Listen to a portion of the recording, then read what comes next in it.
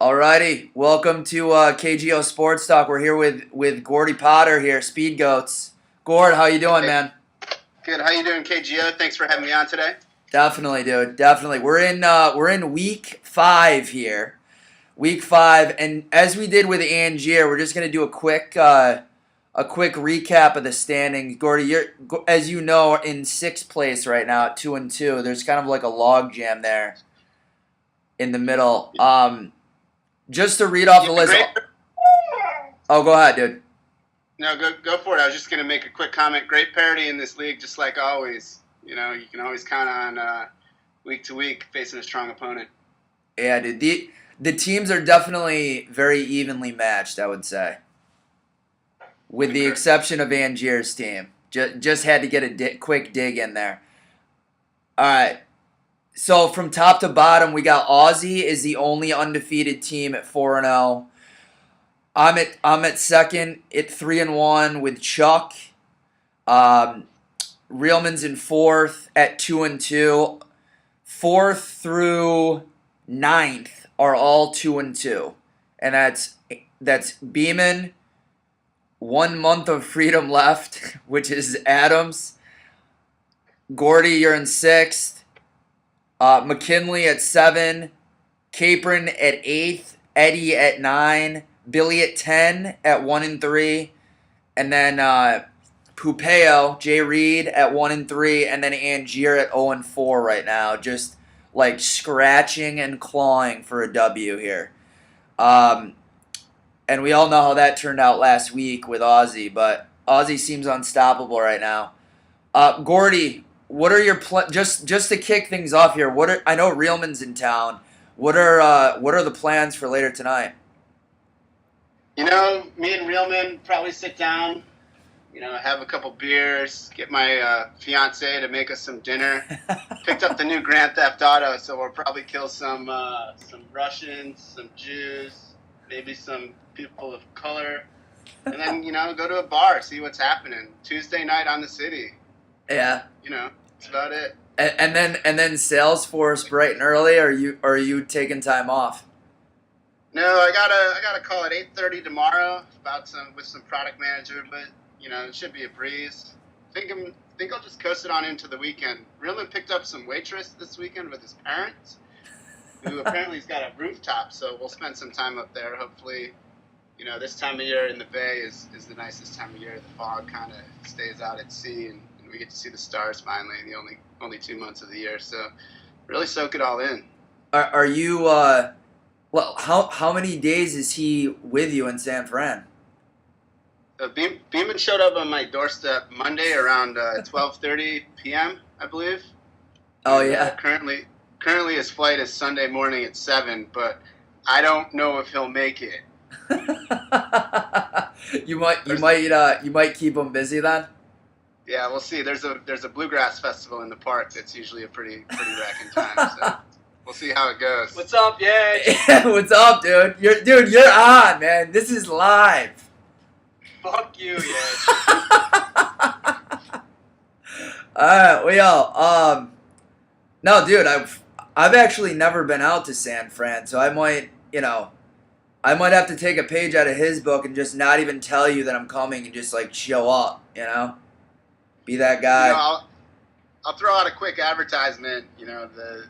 Anybody's always welcome in the Bay Area. It may seem like I have a pretty normal life, but we can mix it up now and then. Well, now that you're engaged, right? Yeah. Yedge, Nolans, Saints, Bills, be there.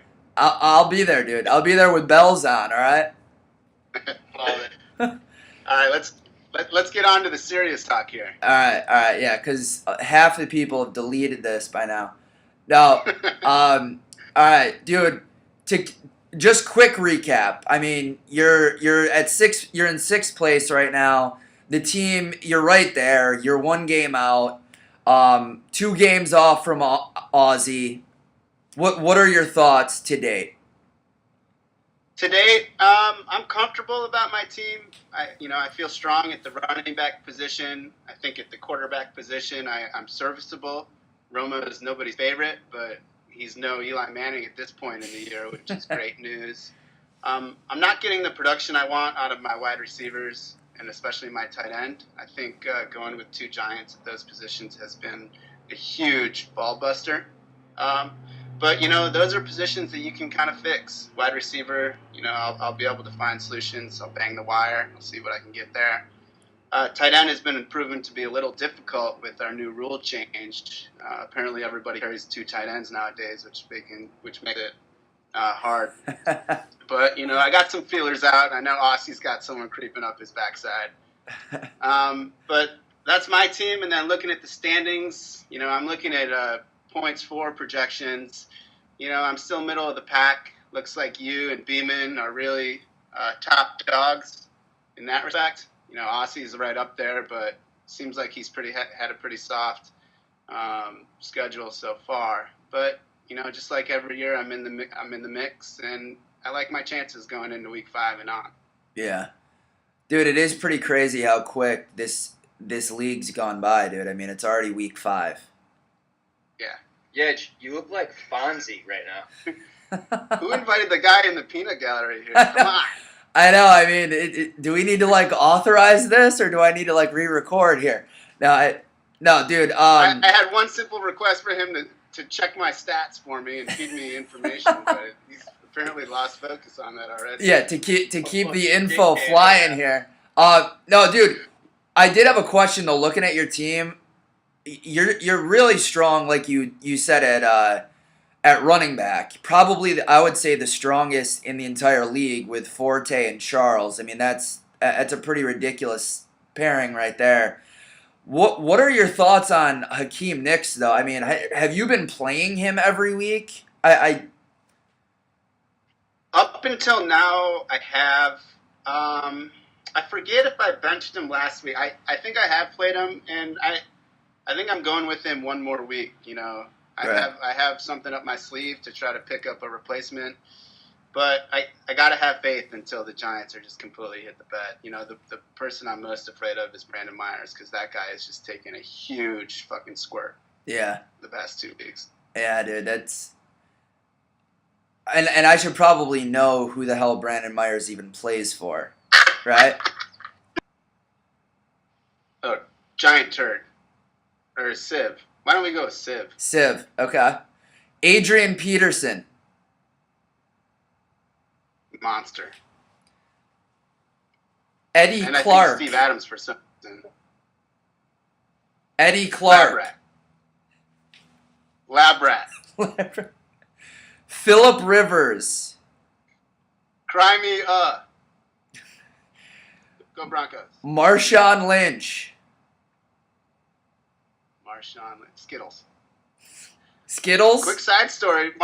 Marshawn came into the Salesforce offices a couple months ago to work for our foundation. And he rolled by our aisle and we laid out Skittles for him. It's his power food. Really? Moving on. Okay. Yeah. I like it. Chip Kelly.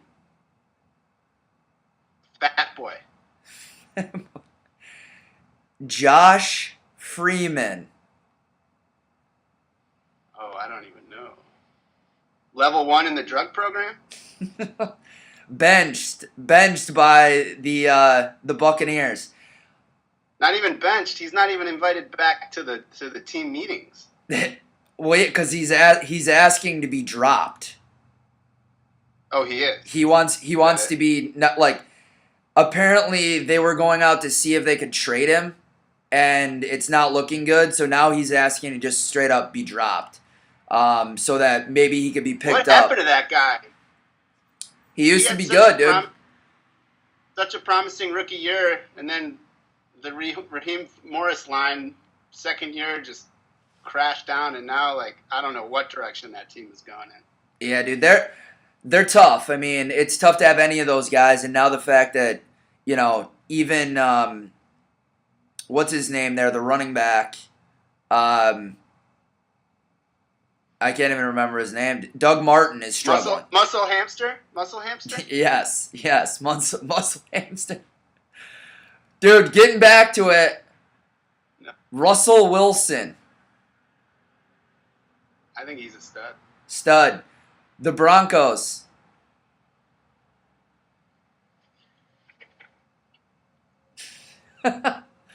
Love. All right, dude. Moving along here. Besides the Broncos, who would you say is the next best team in the league? Yudge, that's a great question. Everybody thinks Seattle's playing really well. I think Houston had them on the ropes this weekend, and they really blew it. New England is tough. Brady is just like willing them through those games, and their defense has been impressive.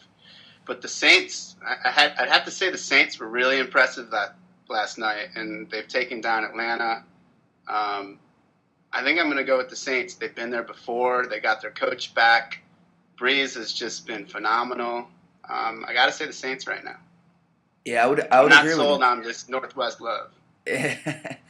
Now, dude, just going off of that, where would you say is, and watching the game last night, where would you say is tougher to play on the road, Seattle or in Nolans? Seattle, hands down. I feel like I don't think the New Orleans. I don't think their fans are very intelligent. I feel like when I'm watching those games, they're always. I hear the loud announcers saying, "Time to get loud, time to be quiet," and I hear the announcer saying that through the loudspeaker. When you see that Seattle fan base, those guys are just fucking rabid. Yeah. And they have the elements out there. It's a beautiful stadium, and I'm biased to outdoors. Right. I'd have to go Seattle. Yeah. Second to only Mile High, obviously. Mile High being the toughest place you would say to play in the country. Yes. All right. And I would agree with you now, with the way that they're playing. As far as Aussie's concerned, our top dog in the league, did you see it coming that he would be undefeated through 4 weeks? And do you think that he goes undefeated throughout the year? Did I see it coming? I can't say I did. In fantasy, I guess I never really expect anybody to go undefeated. It's a testament to the manager. So, hats off to Aussie. Do I think he'll go undefeated the rest of the year? No, I don't. Yeah. But, I know that Oz had a certain fire about him going into this year. He's pretty focused. And even after week 1, I started receiving text messages from Ozzy, who's gonna run the ball for the Broncos? What's with this tight end? And all of a sudden he's playing 3 Broncos. So I think he's on top of things, and he's paying attention, not just to the Bills, but to anybody that can help the Adirondack team move forward and win this league. I hear you, man. He definitely made a concerted effort, and I think him and Eddie did, even though Eddie's team is towards the bottom of the league. I feel like Eddie's team's still quite a bit stronger than it normally is. Yeah, but one thing on Eddie's team, Eddie, first of all, caveat, I apologize for referencing Lab Rat. I think I've had it in my head since maybe 8th grade. I just had to say that. But moving on. Eddie had a back injury. He had to drink that whipper during the draft. I would have expected his team not to be as good, but, he really fought through that injury and has really put together a solid squad. Yeah, it looks like him and premature EJ are right neck and neck right now. Yeah. And, dude, that is, to be completely honest, that is what I love about the league, is the fact that there's really no there's no weak teams in the league. I mean, even Angier's team, who hasn't won a game, Angier any week obviously could blow up, and it's just not. It thus far hasn't happened, dude. As far as oh, go ahead. No, I agree with you. I mean, putting that on Angier though, I just think this is probably not his year. Not it.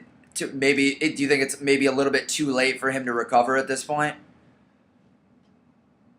He's gonna need a miracle.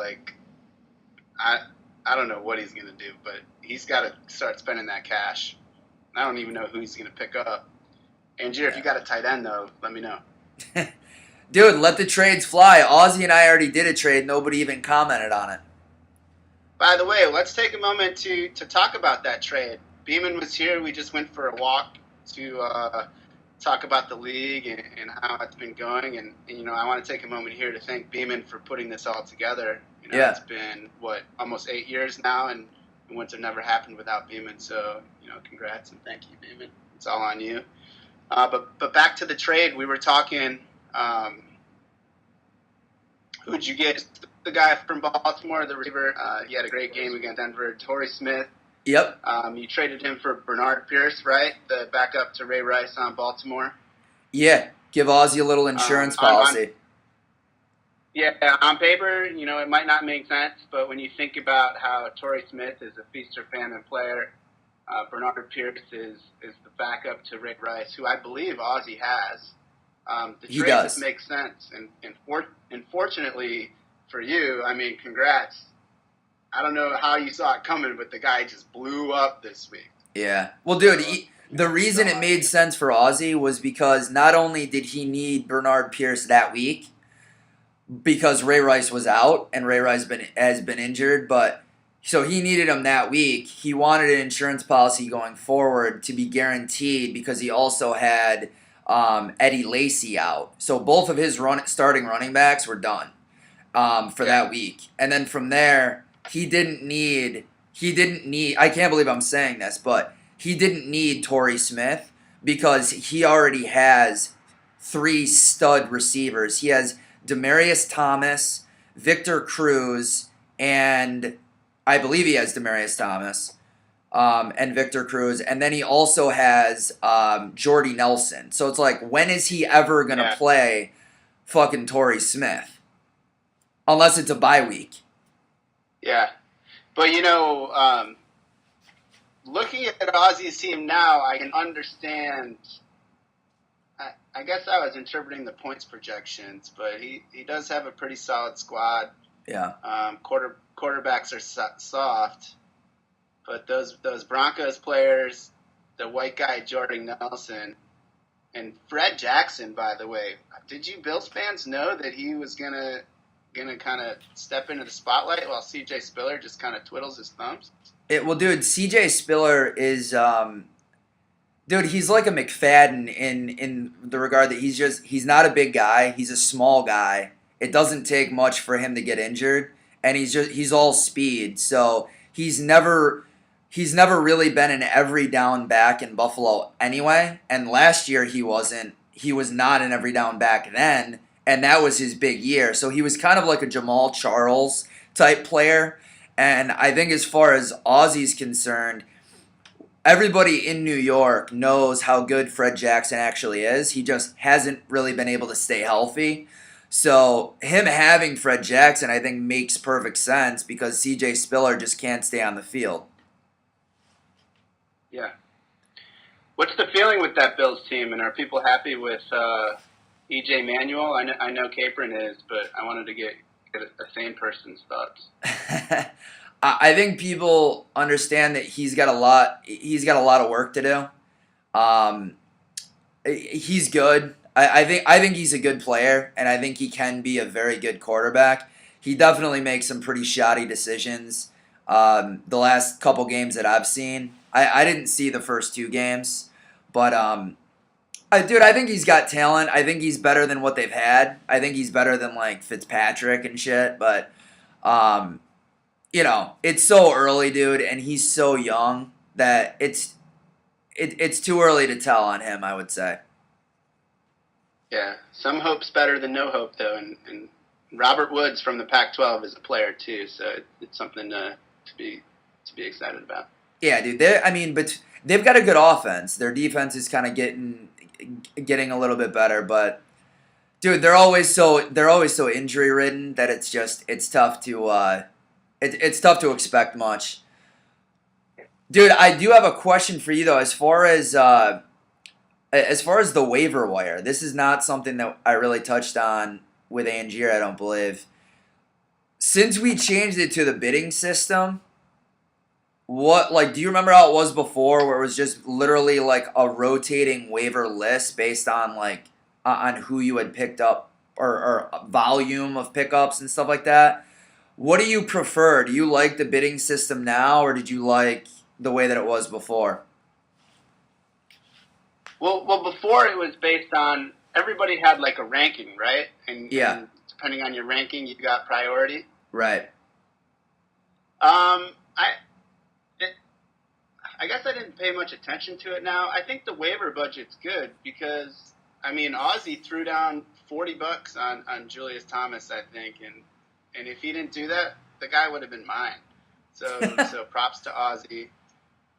Fucking Capron's got $30 yet left. Like, pretty soon he's going to have, like, 5 players on his team because he can't pay bills. I don't know.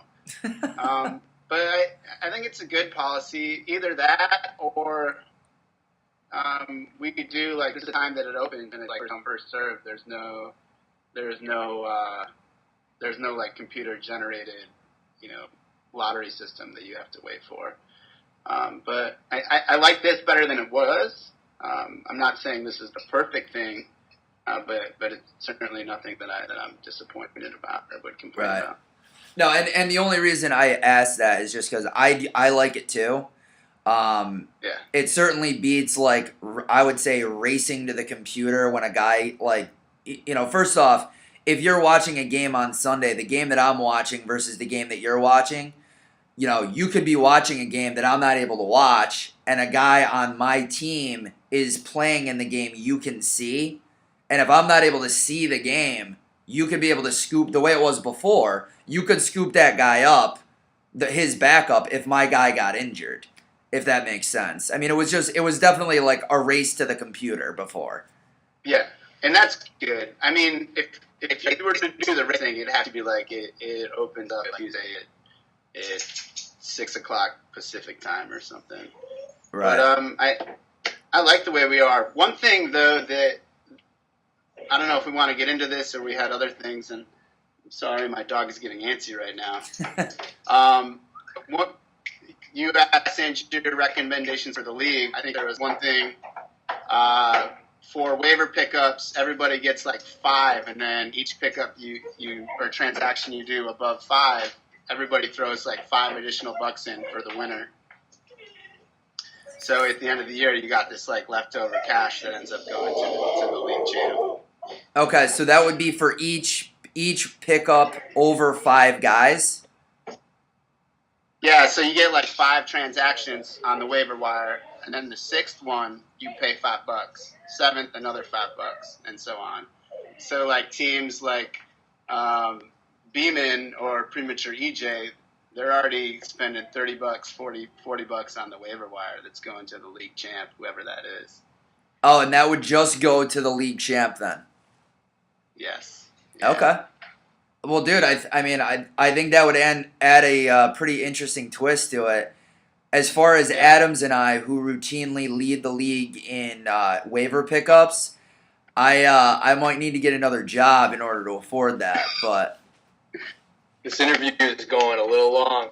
No, we're not done yet. Yeah, so you played the word association game with me. I wrote a couple 4 things down with you if you have the time. Gordy, don't make me cut you off here. Okay. I'm just kidding. So dude. I'm gonna say a word. And you're gonna just first thing that comes to your mind. All right. All right. Yeah. We'll start with the Eagles. Awful.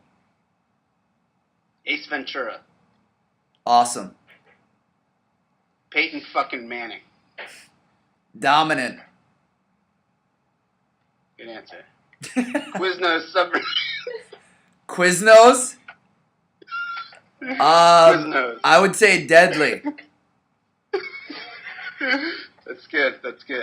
That's really all I had. That was the meat and potatoes? Yeah. Yeah, I'm a big fan of this. Yeah, KGO Sports Talk. Keep it coming once a week. Anytime you got somebody that you're going to interview, let me know what's going to be a couple days beforehand so I can fly out there, visit them, so I can prep them for it, all right? Just let me know. Give me like at least a day or 2, though. Dude, you might be next, man. Get Chuck next. I'm going to be in Scantown, so hit him up. Then let's get McCurchie next weekend on his big weekend. And then we're going to let's get 1 month of Freedom left. Let's get him on there before the Freedom's done. Dude, I'm going to be out there with him. Dude, we can set each of those up, and I'm happy to do it. I think I've got it figured out now. But Gordy, do you have any, like, as we close here, dude? Any closing remarks, questions, anything you wanted to talk about?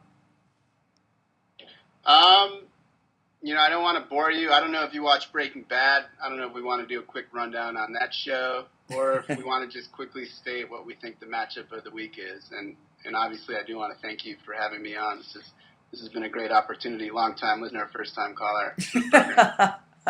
Dude. Edge. Yes. Who's the best team in Skancrew right now? The best team. Dude, I think that's very tough to say. I would lean towards Ozzy's team just because of his wide receivers. But it's tough, dude. I mean, he's got some big holes, and I think he got lucky the week that he played me. Because that was a tight matchup. But then again, I got lucky the week that I played you, being that I was down 75 points and came back to win. I have to hear that one more time. I'm going to jump through this fucking computer, alright? But no, dude, I would lean towards Ozzy's team. I don't think Gordy's right. He's had a pretty cupcake setup as far as like matchups go, but he is third in total points, Gordy, if I'm looking at it correctly. So I mean, he's putting up. It's not like he's just getting lucky. Yeah. So I think he's the best team right now. I think that's a fair statement. All right, who's the worst team in the league besides Angier, who obviously has the worst team?